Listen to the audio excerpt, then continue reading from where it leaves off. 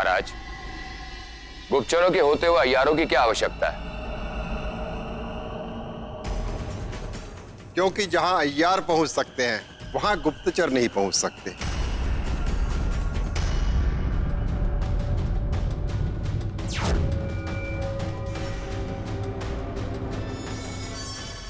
अपनी इसी शक्ति के कारण एक अय्यार राज्य के शासक का सबसे बड़ा और महत्वपूर्ण हथियार माना जाता है। प्रणाम महाराज, आपने बुलाया? हाँ।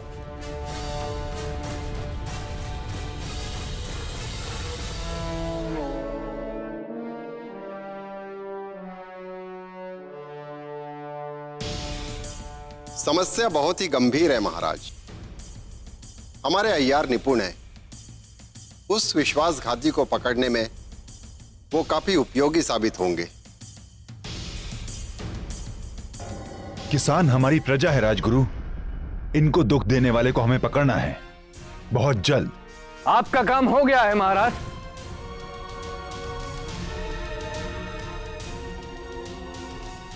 लेकर आओ।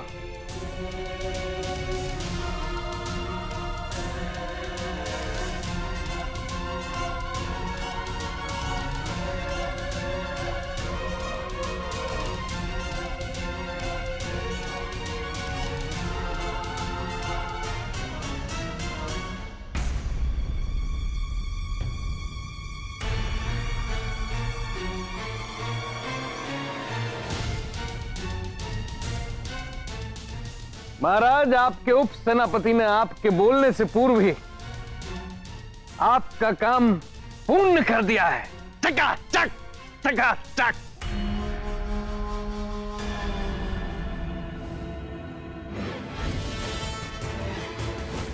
चंडाल सिंह, ये कौन लोग हैं? पड़ोसी राज्य के घुसपैठिए हैं महाराज। हमारे राज्य में अशांति फैलाने के लिए आ गए थे। आपका नाम मिट्टी में मिलाने के लिए ये गरीब किसानों से कर वसूलने लगे थे। जब हमें पता चला तो हम अपने विश्वस्त सैनिकों के साथ वहां जाकर उन सबका हमने काम तमाम कर दिया। चकाचक चकाचक।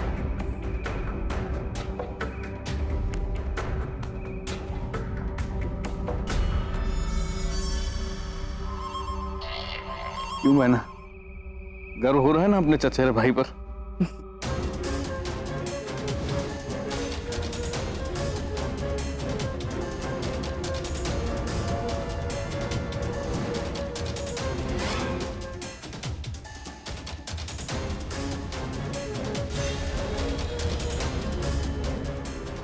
राजकुमारी, ये आप क्या निरीक्षण कर रही हो? पिताजी, ये सिपाही पड़ोसी राज्य के नहीं हैं।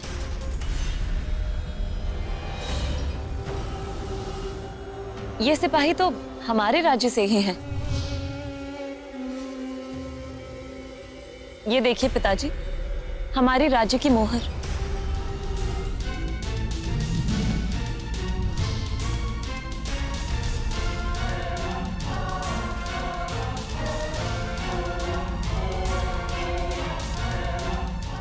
इतने सारे सिपाही ऐसी गतिविधि में भागीदार थे, इसका तो एक ही मतलब हो सकता है कि ये सब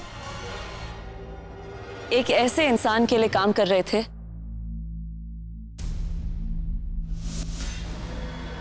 जिन्हें ये अपना मालिक समझते हैं।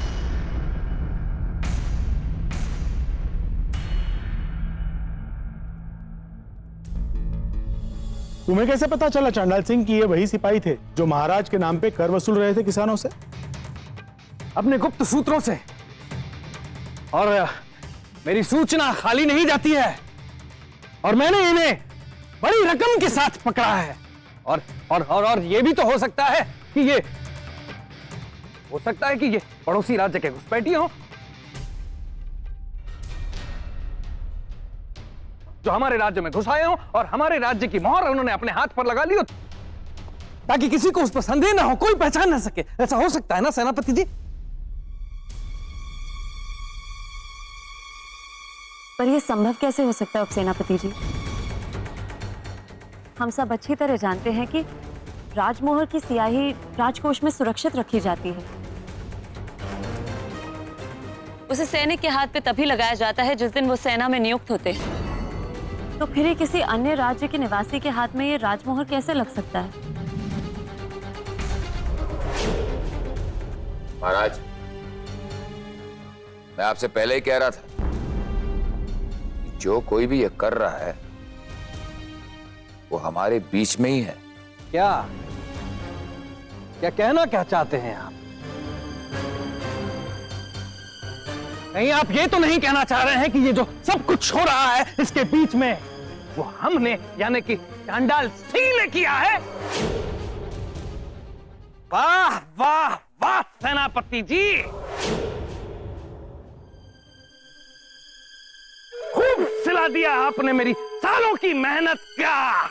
मेरी कर्तव्य निष्ठा और ईमानदारी का यह नतीजा है कि मेरे व्यक्तित्व पर प्रश्न चिन्ह लगा दिया है आपने।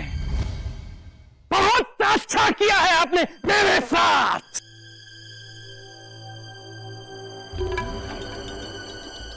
देख रही हो बहना क्या हो रहा है तुम्हारे भाई के साथ। इसी दिन के लिए लाई थी मुझे यहां पर, इसी दिन के लिए तुमने कहा था कि मैं सेना में शामिल हो जाऊं, इसी दिन के लिए कहा था कि इस राज्य को, महाराज को अपनी सेवाएं प्रदान करो। क्या मिला मुझे इस सच्चाई से?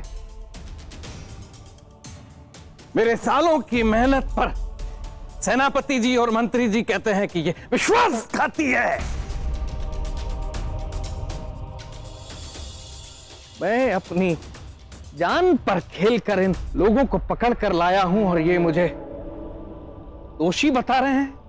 बहुत खूब, आभारी हूं मैं आपका, बहुत बहुत धन्यवाद। किसी ने आपको अपराधी नहीं ठहराया है चांडाल सिंह, और ना ही किसी ने आपका नाम लिया है। सेनापति जी सिर्फ इतना कह रहे थे कि इन्होंने ये अपनी बड़ी बड़ी आंखों से मेरी आंखों में देख रहे थे, ये कहना चाहते थे लेकिन कह नहीं रहे थे। लेकिन उनके दिमाग में क्या चल रहा है मुझे पता है, लेकिन जो भी है वो झूठ है, झूठ है, झूठ है। तलवार अंदर रखी है सेनापति जी, मैं डरता नहीं हूं तलवार से। किसको डरा रहे हैं आप? आप जानते हैं कि आप झूठ बोल रहे हैं। आपने मेरी ईमानदारी पर लांछन लगाया है। क्या करूं कि आप लोगों का संदेह मिट जाए कि मैंने कुछ गलत नहीं किया है? क्या करूं? क्या करूं कि मैं अपने आप को निरपराध साबित कर सकूं? क्या करूं कि मैं अपने आप को बेगुनाह साबित कर सकूं? जान जान जान जान, जान ले लूं मैं अपनी? मारूं मारूं मैं मारूं मारूं मारूं अपने आप को? अगर तुम्हें लगता है कि मैं अपराधी तो मारो मुझे, मार मुझे। आपको लगता है ना? निकालिए तलवार और काटिए मेरा धड़। मंत्री जी, चूरा घोंप दीजिए मेरे सीने में, लेकिन मारिए मारिए। आपको मारना है? मारिए मारिए मारिए मारिए मारिए। लगता है आपको कि मैं गलत कर रहा हूं तो मारिए। मैं दोषी हूं, मारिए मारिए मारिए। नहीं, मुझे लगता है कि मैं जब तक अपनी जान नहीं लूंगा तो घोंप दूं अपने अंदर भैया, या काट दूं अपना गला और टलूं अपने आप को। क्या करूं महाराज? आप आज्ञा दीजिए कि मैं अपने प्राण त्याग सकूं। बहना, अब अपने भाई को विदा करो। सेनापति जी, चल दिया मैं। बस हो गया मेरा जीवन पूरा। मार रहा हूं मैं अपने आप को। चंडाल सिंह, इस बात को गलत ढंग से मत लो। यह भी हो सकता है कि आपकी सूचना गलत हो, और यह भी हो सकता है कि हमारे नाम पे कर मांगने वाले सैनिक हमारे ही राज्य के हों।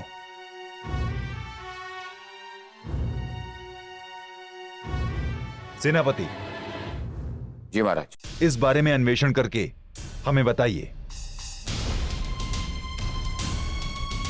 चंडाल सिंह, अब जाओ यहां से, जाओ। महाराज, अगर आपने आदेश नहीं दिया होता तो आज मैंने प्राण त्याग किया।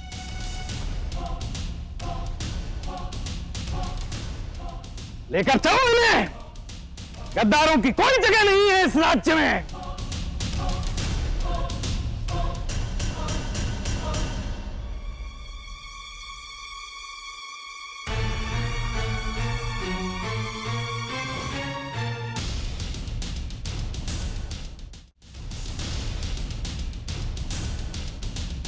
महाराज,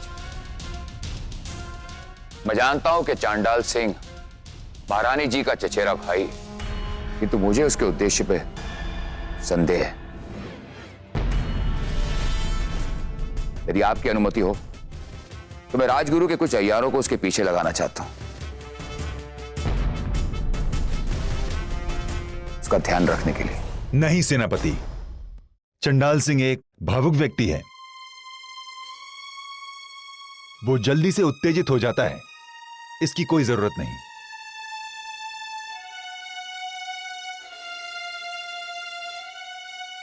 जो आज्ञा महाराज। महाराज, एक और बात इस पर मैं चाहता हूं कि आप और महारानी जी जरा गंभीरता से विचार करें।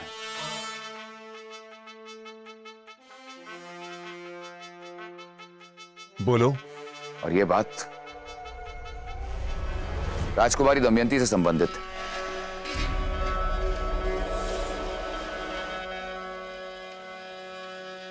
राजकुमारी दमयंती से संबंधित?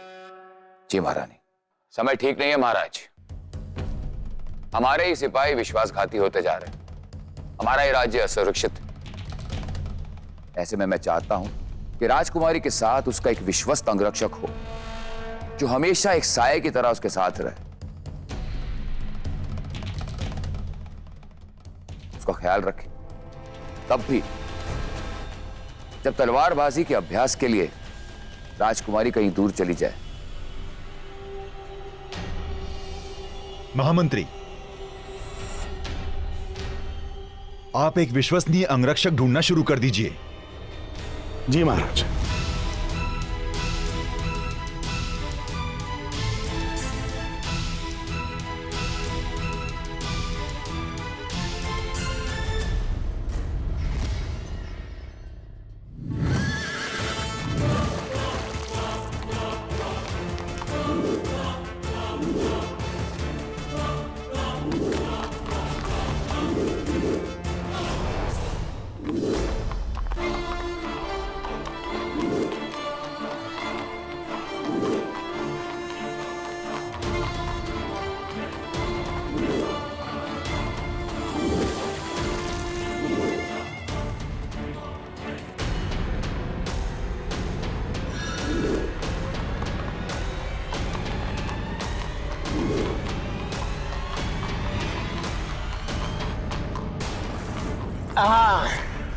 रुक जा रुक जा।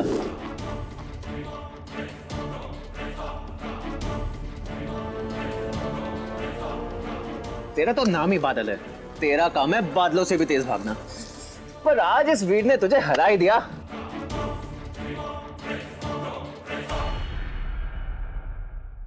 और इसलिए इस निर्णय पर अब कोई विचार विमर्श नहीं होगा। हमने सेनापति को बोल दिया है कि वो शीघ्र आपके लिए एक अंगरक्षक नियुक्त कर दें। हम अंगरक्षक नहीं रखेंगे, हरगिज नहीं रखेंगे, और आपकी इस विषय पर कोई बात नहीं सुनेंगे जब तक आप हमारे सवालों का जवाब नहीं दे देते। क्यों पिताजी, आप क्यों हमारी सुरक्षा को लेकर हमेशा इतना चिंतित रहते हैं?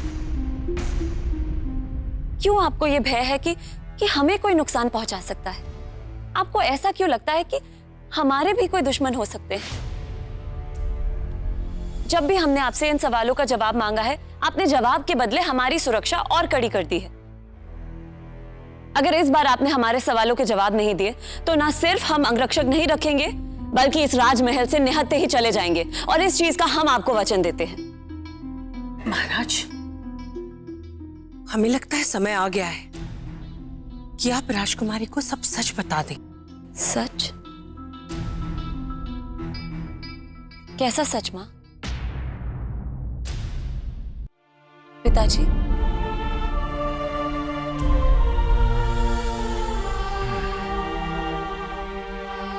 आओ बताता हूं, आओ।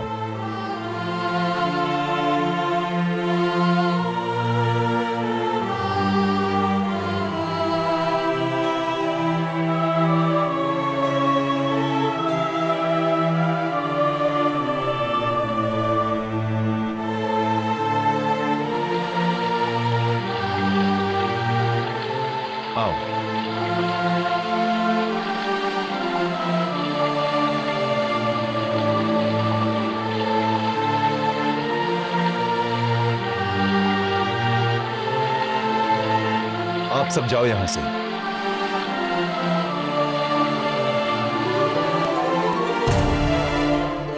बेटा, अब जो भी देखने वाली हो, जो भी सुनने वाली हो, इसके बारे में किसी को कुछ नहीं पता चलना चाहिए, आपकी सहेलियों को भी नहीं। वचन दो।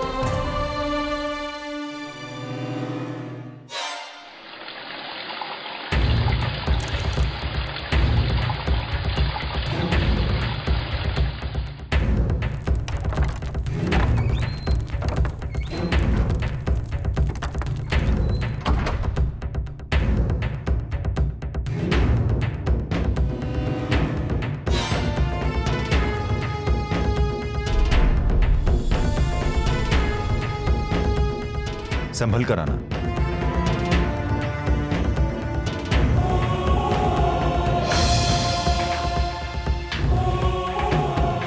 ये हम कहाँ आ गए पिताजी? आओ मेरे साथ।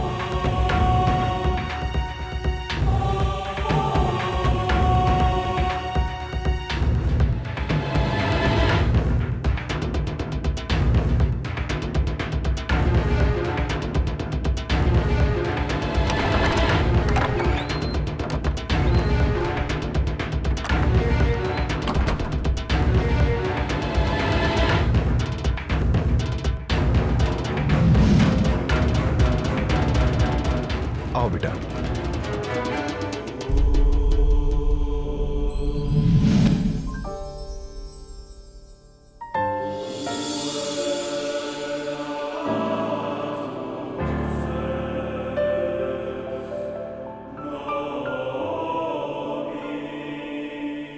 ये क्या है पिताजी? यही वो वस्तु है जिसके कारण हम आपकी सुरक्षा की इतनी चिंता करते हैं। ये पारसमणि है। पारसमणि? ये आपको कैसे मिली? 100 साल से पहले की बात है। हमारे राज्य में भयानक अकाल पड़ा था। पूरे राज्य पर विपदा छाई हुई थी। तब के राजा, हमारे पूर्वज राजा चंद्रभानु ने गले तक पानी में खड़े रहकर घोर तपस्या की। तब भी कुछ नहीं हुआ तो उन्होंने जल समाधि ले ली, परंतु कुछ ही समय बाद वो पानी से बाहर निकल आए जीवित। तब ये उनके हाथों में था पारसमणि, जो उन्हें जल देवता ने दिया था। ये पत्थर किसी राज्य के शासक के पास हो तो वो किसी भी विपदा को पार कर लेता है। शायद इसलिए इसे उन्नति पाषाण कहते हैं। इस पत्थर को हाथ में लेकर कोई भी इंसान परम शक्तिशाली बन सकता है। गलत इंसान के हाथ लग जाए तो वो इस शक्ति का दुरुपयोग भी कर सकता है। इसलिए इस पत्थर को यहां पर रखा गया है ताकि वो पूरे राज्य को शक्ति दे सके, ना ही केवल एक इंसान को। इस पत्थर की सुरक्षा हमारा उत्तरदायित्व है और आपके सिंहासन पर बैठने के बाद इसकी रक्षा का दायित्व आपका बन जाएगा। ये पत्थर हमारी सबसे मूल्यवान संपत्ति ही नहीं, हमारी धरोहर भी है।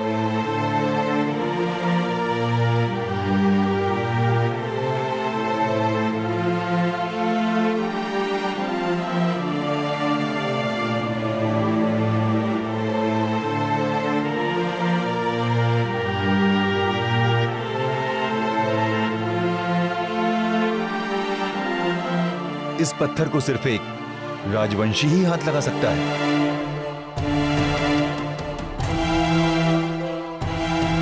ये सब बातें मैं आपको आपके 21 वर्ष पूरे होने के बाद ही बताने वाला था, लेकिन अपनी सुरक्षा के प्रति आपके रवैये को देखकर ये सब आपको अभी बताना पड़ा। इस पत्थर को हर 13 वर्ष में चंद्रोत्सव के समय बाहर निकाला जाता है। चांद को दिखाते हुए इसका अभिषेक किया जाता है। इस पूजा में हम, आप और आपकी मां बैठेंगी। इस गुप्त पूजा के बारे में न किसी को पता है, न किसी को पता चलना चाहिए। समझ रही है ना आप इस बात को, राजकुमारी दमयंती?